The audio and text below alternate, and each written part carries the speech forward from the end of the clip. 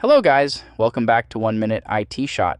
In this video, I will show you how to easily add your live YouTube chat overlay directly into OBS Studio.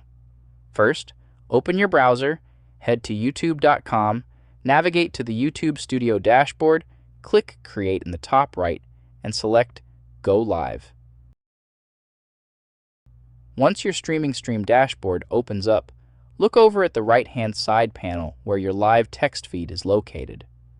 Click the 3 vertical dots at the top of the chat panel and select Popout Chat. This detaches your feed into a dedicated browser window. Go to the address bar of this new window, highlight the entire web link, and copy it to your clipboard. Next, launch OBS Studio.